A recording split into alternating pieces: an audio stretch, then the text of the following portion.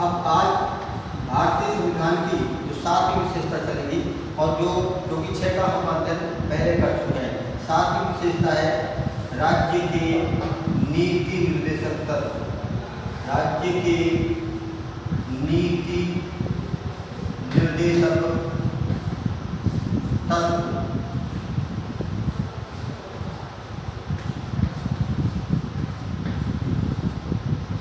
नीति निर्देशक तत्व। राज्य के नीति निर्देशक तत्व आयरलैंड के संविधान से प्रेरित है। किसके संविधान से प्रेरित है? इसके बारे में हम फैक्ट जान लेते हैं कि ये जो नीति निर्देशक तत्व है ये आयरलैंड के संविधान से प्रेरित है। यानी भारतीय संविधान में नीति निर्देशक तत्वों का प्रावधान आयरलैंड के संविधान से प्रेरणा लेते हुए किया गया है। तो आपसे प्रश्न पूछा जा सकता है कि नीति निर्देशक तत्व किस देश के संविधान से प्रेरित है? तो आयरलैंड के संविधान से प्रेरित है। अगली नेक्स्ट बात आती है ये भारतीय संविधान के भाग 4, भारतीय संविधान के भाग 4 में नीति निर्देशक तत्वों का प्रावधान किया गया है, क्योंकि भाग 3 में मौलिक अधिकारों का प्रावधान किया गया है। नेक्स्ट बात करेंगे तो भाग 4 में अनुच्छेद 36 से 51 तक, 36 से 51 तक राज्य के नीति निर्देशक तत्वों का प्रावधान किया गया है। ये बड़ी इंपॉर्टेंट बात है, 36 से 51 तक। और उसके बाद 34 नेक्स्ट बात है कि वाद योग्य नहीं है, इनके उल्लंघन होने पर न्यायपालिका की शरण नहीं ली जा सकती। यह वाद योग्य नहीं है, क्योंकि भारतीय संविधान का आर्टिकल 37 अनुच्छेद 37 में कहा गया है कि राज्य के नीति निर्देशक तत्व बाध्यकारी नहीं है, अर्थात इनके उल्लंघन पर हम न्यायपालिका की शरण नहीं ले सकते। अब हम आगे बात करते हैं कि राज्य के नीति निर्देशक तत्वों का अर्थ ज्ञात करें। तो राज्य के नीति निर्देशक तत्व क्या है? तो ऐसे तत्व, जहाँ तक हम मौलिक अधिकारों की बात करते हैं तो राज्य के व्यक्ति के चहुमुखी विकास के लिए अनिवार्य सर्वांगीण होने के कारण मौलिक अधिकार नागरिकों को प्रदान किए गए और न्यायपालिका को उनकी रक्षा की गारंटी दी गई है, वे वाद योग्य हैं, जबकि नीति निर्देशक तत्व वाद योग्य नहीं है। इसलिए इसके बारे में कहा जाता है कि ऐसे तत्व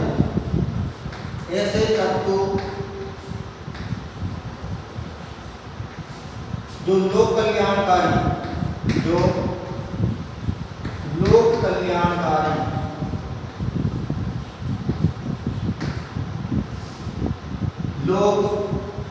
कल्याणकारी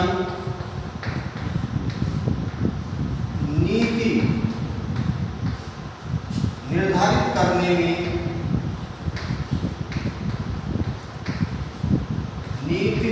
करने में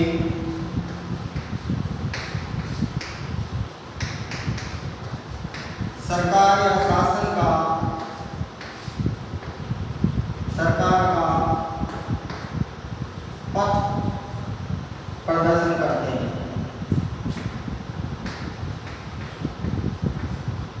पथ प्रदर्शन करते हैं। इन्हें राज्य के नीति निर्देशक तत्व कहते हैं। अर्थात कोई भी जो लोक कल्याणकारी सरकार है वो लोक कल्याणकारी नीति निर्धारित करते समय इनका मार्गदर्शन चाहती है, ये सरकार का मार्गदर्शन करते हैं, इसलिए इनको नीति निर्देशक तत्व कहते हैं। उन्हें देखेंगे ऐसे तत्व जो लोक कल्याणकारी नीति निर्धारित करने में सरकार का पथ प्रदर्शन या मार्गदर्शन करते हैं, उन्हें राज्य के नीति निर्देशक तत्व कहते हैं। अब सुविधा की दृष्टि से इनको 4 भागों में बांटा गया है। सबसे पहले हम बात करते हैं आर्थिक सुरक्षा से संबंधित निर्देशक तत्व। आर्थिक सुरक्षा से संबंधित निर्देशक तत्व। दूसरा है आर्थिक सुरक्षा से हो गए सामाजिक सुरक्षा,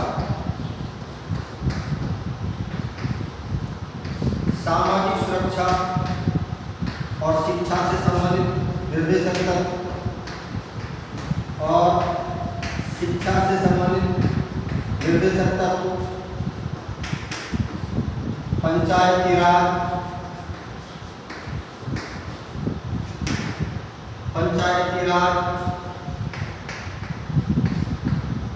ऐतिहासिक धरोहर,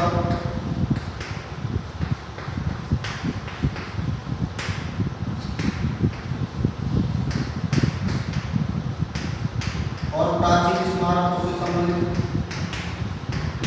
और प्राचीन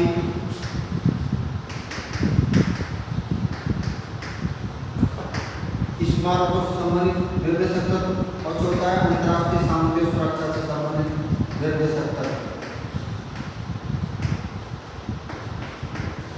अंतर्राष्ट्रीय शांति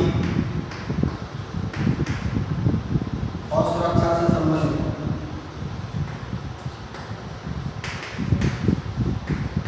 अंतर्राष्ट्रीय शांति से संबंधित निर्देशक तत्व इनको कह सकते हैं।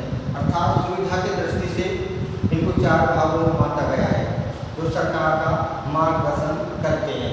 अब इसमें इंपॉर्टेंट प्रश्न इसके अर्थ के बारे में पूछा जा सकता है, और मैंने आपको क्या बताया कि ये आयरलैंड के संविधान से प्रेरित है। तो प्रश्न पूछा जाता है कि किस देश से प्रेरित है, भारतीय संविधान के कौन से भाग में का प्रावधान किया गया है, तो भाग 4 में। कौन से अनुच्छेद में, अनुच्छेद 36 से 51 तक। और सबसे बड़ी इंपॉर्टेंट बात है कि ये वाद योग्य नहीं है, अर्थात न्यायपालिका इनकी रक्षा की गारंटी नहीं देता है, जिसका प्रावधान अनुच्छेद 37 के अंतर्गत किया गया है। ये 7वीं प्रमुख विशेषता हुई। अब हम अगली विशेषता की बात करते हैं। इसमें बात करते हैं समाजवादी राज।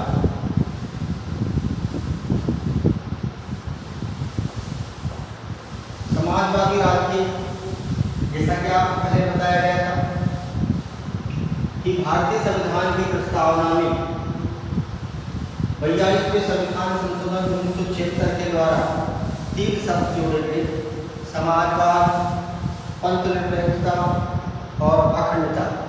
इसलिए अगली विशेषता है समाजवाद। समाजवाद, समाजवाद शब्द का प्रावधान प्रस्तावना में 42वें संविधान संशोधन, 42वें संविधान संशोधन, 42वें संविधान संशोधन 1976 द्वारा संविधान की प्रस्तावना में संविधान की प्रस्तावना में समाजवाद शब्द जोड़ा गया।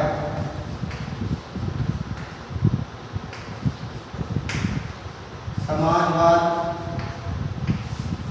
शब्द जोड़ा गया।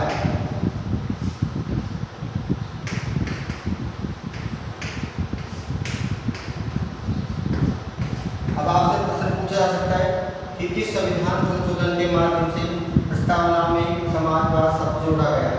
तो 42वें संविधान संशोधन 1976 के द्वारा भारतीय संविधान की प्रस्तावना में समाजवाद शब्द जोड़ा गया। अब अगला प्रश्न ये पूछा जाता है कि क्यों जोड़ा गया? तो समाज की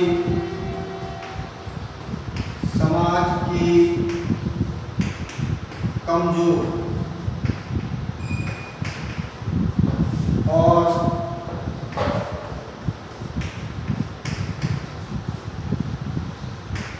पिछड़े वर्गों या वर्गों के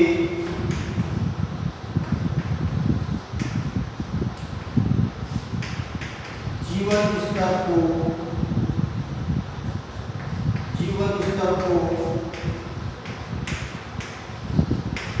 ऊंचा उठाने एवं आर्थिक क्षमता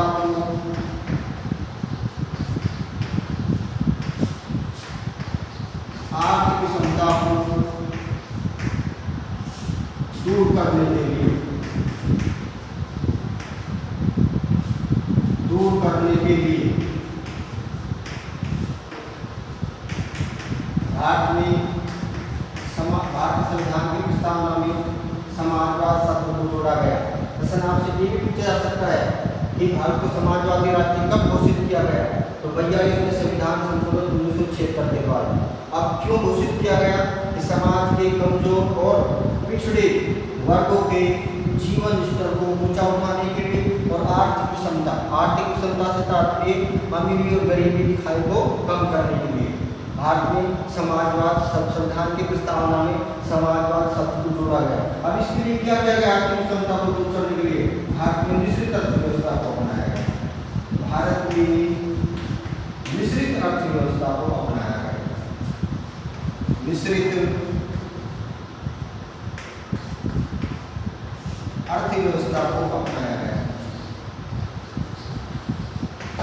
मिश्रित अर्थव्यवस्था को अपनाया गया। अब अगला प्रश्न क्या होता है कि मिश्रित अर्थव्यवस्था क्या है? तो मिश्रित अर्थव्यवस्था जब भारत आजाद हुआ था उस समय अर्थव्यवस्था के दो मॉडल थे। एक तो था उदारवादी मॉडल, इसको पूंजीवादी मॉडल बोलते हैं। उदारवादी या पूंजीवादी मॉडल। पूंजीवादी मॉडल जो किसका था? संयुक्त राज्य अमेरिका का। और दूसरा मॉडल था सोवियत संघ का। इसका था सोवियत संघ का, जिसको बोलते हैं USSR, union socialist Soviet service या रशिया। रिपब्लिक बोलते हैं union socialistic Soviet Republic, Soviet संघ बोलते हैं इसको। अब यहाँ पर समाजवादी अर्थव्यवस्था को अपनाया गया। समाजवादी अर्थव्यवस्था, समाजवादी अर्थव्यवस्था। अब पूंजीवादी और समाजवादी अर्थव्यवस्था में अंतर क्या है कि यहाँ राज्य के नियंत्रण में उद्योग धंधों का संचालन था, जबकि यहाँ पर व्यक्ति स्वतंत्र था उद्योग धंधों के संचालन करने में। इसलिए हम बोलेंगे कि भारत में दोनों का मिश्रित अपनाया गया। दोनों के महत्वपूर्ण गुणों को अपनाया गया, इसको बोलेंगे मिश्रित अर्थव्यवस्था।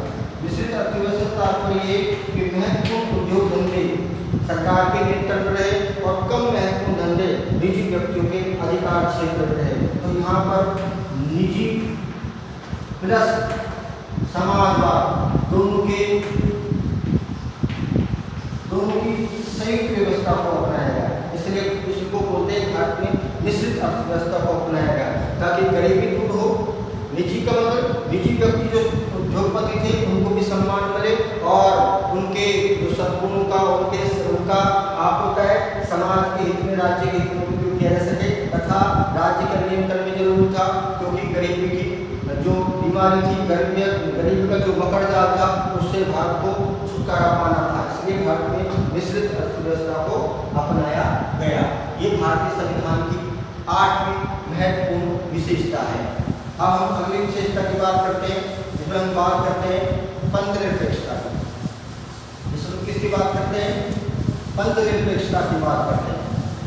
पंथ निरपेक्षता बात जब हम करते हैं तो हमें इस बात का ध्यान है कि 42वें संविधान संशोधन 1976 के माध्यम से संविधान में प्रस्तावना यानी पंथ निरपेक्षता शब्द जोड़ा गया है। जो अगली प्रमुख विशेषता है, 9वीं प्रमुख विशेषता, उसमें है पंथ निरपेक्षता। पंथ निरपेक्षता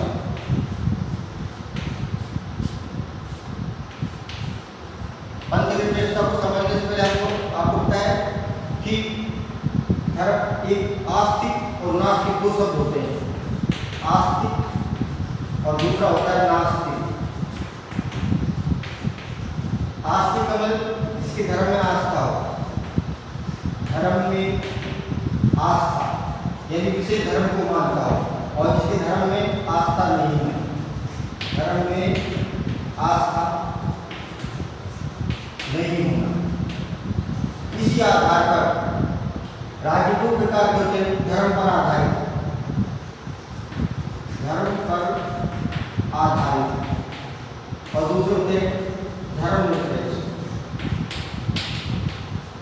धर्म निरपेक्ष जिसको पंथ निरपेक्ष बोलते हैं। तो क्या बोलते हैं पंथ, क्योंकि धर्म एक प्रकार की आस्था है और पंथ उस आस्था को मानने का तरीका है। जैसे पाकिस्तान धर्म पर आधारित देश है, क्योंकि वहाँ मुसलमान धर्म को विशेष धर्म यानी राज्य का विशेष धर्म घोषित किया गया है, जबकि भारत एक पंथ निरपेक्ष राज्य है, कि भारत का कोई विशेष धर्म नहीं है, भारत की दृष्टि में सभी धर्म क्या है, समान है। इस प्रकार हम इसको समझ सकते हैं। आप पंथ निरपेक्षता की जब हम बात करते हैं तो पंथ निरपेक्षता मैंने आपको वही बताया कि 42वें संविधान संशोधन, 42वें संविधान संशोधन 1976 द्वारा भारतीय संविधान की प्रस्तावना, भारतीय संविधान की प्रस्तावना में पंथ निरपेक्ष शब्द जोड़ा गया है। पंथ निरपेक्ष शब्द जोड़ा गया। तो प्रश्न आपसे पूछा जा सकता है पंथ निरपेक्ष शब्द कब जोड़ा गया? तो 42वें संविधान संशोधन 1976 के माध्यम से भारतीय संविधान की प्रस्तावना में पंथ निरपेक्ष शब्द जोड़ा गया और भारत को पंथ निरपेक्ष राज्य घोषित किया गया। अब पंथ निरपेक्ष राज्य का अर्थ है कि भारत का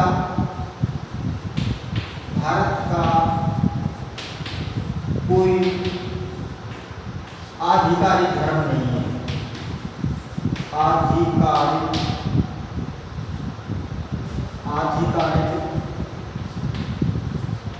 धर्म नहीं है। राज्य की दृष्टि में, राज्य की दृष्टि में, राज्य की दृष्टि में सभी धर्म समान है।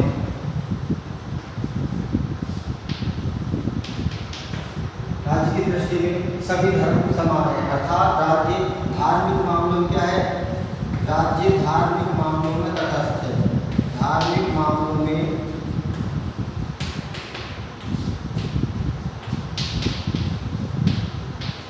तटस्थ है। धर्म के आधार पर किसी का भेदभाव नहीं रहता, धर्म के आधार पर किसी भी प्रकार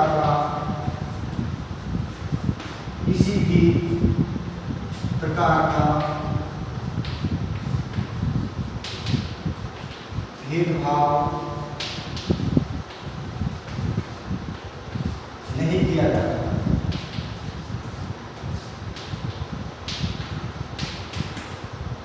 इसलिए भारत पंथ निरपेक्ष राज्य है, यहाँ सभी धर्म समान है, धर्म के आधार पर किसी भी नागरिक के साथ कोई भेदभाव नहीं किया जाता और सभी धर्म के नागरिकों को उन्नति के समान अवसर मिलते हैं। किसी भी धर्म को ना तो प्रोत्साहित किया जाता है और न ही किसी धर्म को प्रोत्साहित किया जाता है। इसलिए कहते हैं कि राज्य धार्मिक मामलों में क्या है, तटस्थ है।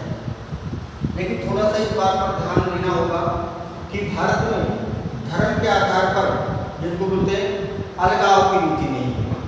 पश्चिम का मॉडल क्या कहता है कि धर्म सत्ता और राज सत्ता बिल्कुल अलग है। राज सत्ता अर्थात सरकार धर्म सत्ता में किसी भी प्रकार का कोई हस्तक्षेप नहीं करेगी, चाहे धर्म में कितनी बुराई आ जाए। लेकिन भारत में धर्म में पार्थक्य की, हालांकि धर्म के आधार पर हस्तक्षेप भारत सरकार आमतौर पर नहीं करती है, लेकिन संविधान इस बात का आपको पता है कि उनको ये अधिकार देता है, संविधान राज्य का सरकार को इस बात का अधिकार देता है कि राज्य धार्मिक कुरीतियों का निराकरण करने के लिए धर्म में मूल्य आधारित हस्तक्षेप कर सकता है, जिसको राजनीति शास्त्री प्रोफेसर राजीव भार्गव ने आपको बताया उसी फासले का सिद्धांत कहा है। और ये बड़ा इम्पोर्टेंट है कि उसी फासले का सिद्धांत धर्मनिरपेक्षता को किसने कहा है, प्रोफेसर राजीव भार्गव ने कहा है। उसको आगे हम देख लेते हैं प्रोफेसर राजीव भार्गव ने क्या कहा है। ये 42वें संविधान संशोधन के माध्यम से जोड़ा, ये हमने देख लिया। हम आगे देखते हैं कि संविधान राज्य को यह अधिकार देता है कि कि वे धार्मिक मामलों में मूल्य आधारित हस्तक्षेप कर सकती है। तो हम कह सकते हैं भारत में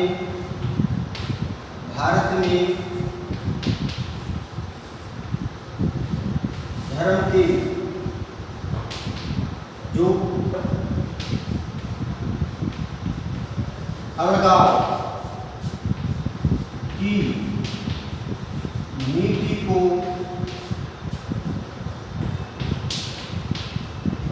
स्वीकार नहीं किया गया है, नहीं किया गया है।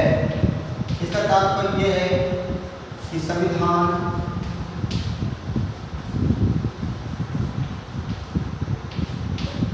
राज्य को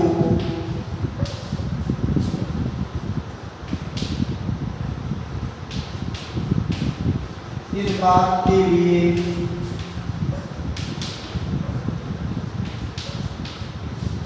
आदेशित करता है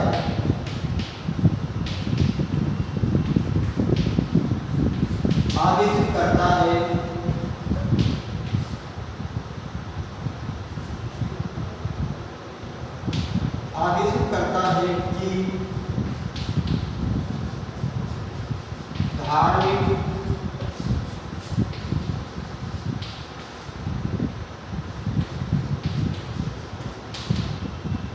कुरीतियों को दूर करने के लिए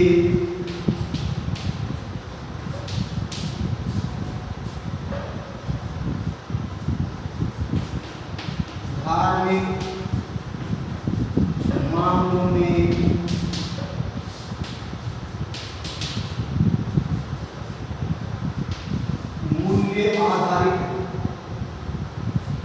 मूल्य आधारित हस्तक्षेप करें। और इसी बात को आप पता है उसूली फासले का सिद्धांत कहा है। उसूली फासले का सिद्धांत कहा है। किसने कहा है? प्रोफेसर राजीव भार्गव ने। प्रोफेसर राजीव भार्गव ने। यह आपको प्रश्न पूछा जा सकता है कि धर्मनिरपेक्षता को धर्मनिरपेक्षता को उसूली फासले का सिद्धांत किस विद्वान ने कहा है? तो आएगा प्रोफेसर राजीव भार्गव। कौन आएगा? प्रोफेसर राजीव भार्गव। ठीक है। और आपसे पूछता है उसूली फासले का सिद्धांत क्या है? तो आप ये कहेंगे संविधान राज्य को इस बात के लिए आदेशित करता है कि धार्मिक कुरीतियों को दूर करने के लिए धार्मिक मामलों में मूल्य आधारित हस्तक्षेप करे। सामान्य परिस्थितियों में राज्य धार्मिक मामलों में हस्तक्षेप नहीं करता, लेकिन धार्मिक कुरीतियों को दूर करने के लिए, इससे समाज में गलत संदेश जाए, समाज पतन की ओर जाए, तो उसको दूर करने के लिए, धार्मिक कुरीतियों को दूर करने के लिए धर्म या धार्मिक मामलों में राज्य सरकार या राज्य मूल्य आधारित हस्तक्षेप करे। और इसी को प्रोफेसर राजीव भार्गव ने उसूली फासले का सिद्धांत कहा है। यानी धर्मनिरपेक्षता को उसूली फासले का सिद्धांत कहा है प्रोफेसर राजीव भार्गव ने। इसके अलावा एक इम्पोर्टेंट बात यह आती है कि भारतीय संविधान का अनुच्छेद 25, कौन सा? अनुच्छेद 25 प्रत्येक नागरिक को अंतःकरण की स्वतंत्रता देता है। अंतःकरण की स्वतंत्रता प्रदान करता है कि स्वतंत्रता प्रदान करता है। इसका तात्पर्य है कि प्रत्येक व्यक्ति धार्मिक मामलों में स्वतंत्र है। प्रत्येक व्यक्ति धार्मिक मामलों में स्वतंत्र है। वे किसी भी धर्म को मान सकता है, उसका प्रचार और प्रसार करने की स्वतंत्रता उसको दी गई है। तो ये पंथ निरपेक्षता हो गया। अब हम अगली विशेषता की बात करते हैं। अगली विशेषता है सार्वभौमिक व्यस्त मताधिकार। अगली विशेषता है सार्वभौमिक व्यस्त सार्वभौमिक व्यस्क मताधिकार से आपको तात्पर्य क्या है, इसके बारे में पढ़ेंगे। सार्वभौमिक व्यस्क मताधिकार से तात्पर्य है कि प्रत्येक देश में प्रत्येक नागरिक को बिना किसी भेदभाव के एक निश्चित आयु प्राप्त कर लेने के बाद मत देने का अधिकार प्रदान किया गया है। उसको बोलते हैं सार्वभौमिक व्यस्क मताधिकार। सार्वभौमिक व्यस्क मताधिकार, सार्वभौमिक व्यस्क मताधिकार।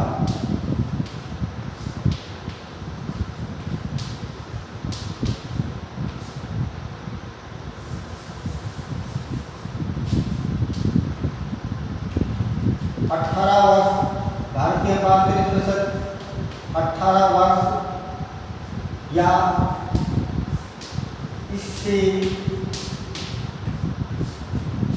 अधिक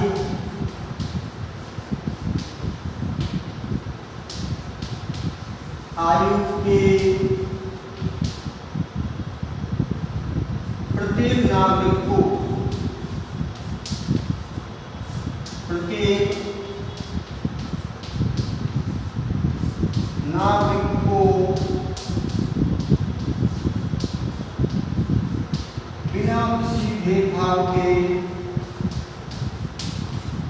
बिना किसी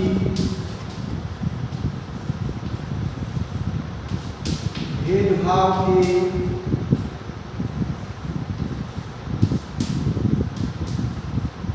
मतदान का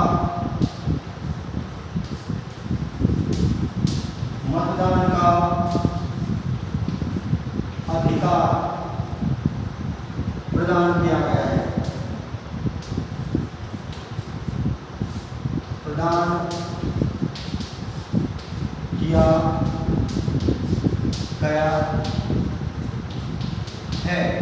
इसे सार्वभौमिक व्यस्क मताधिकार कहते हैं। सार्वभौमिक इसके नाम से सभी को व्यस्क की एक निश्चित आयु होती है। तो भारतीय आयु कितनी है?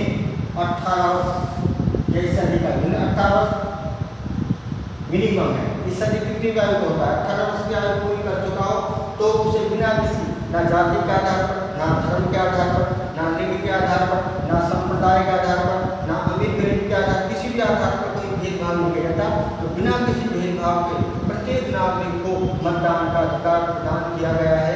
इसको सार्वभौमिक व्यस्क मताधिकार कहते हैं। कि भारत में संविधान जब बना तो सरकार का गठन हुआ तो बिना किसी भेदभाव के होता है सभी नागरिकों को मतदान का अधिकार दिया गया।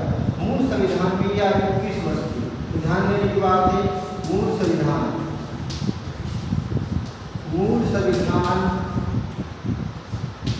में मतदान की आयु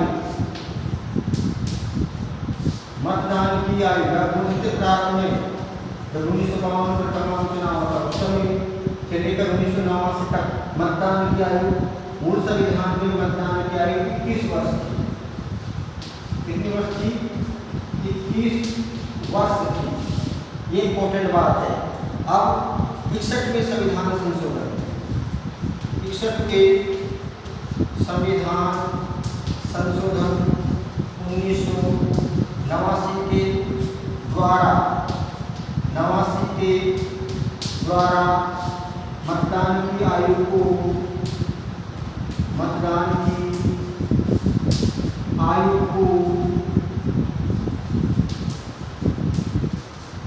21 वर्ष से घटाकर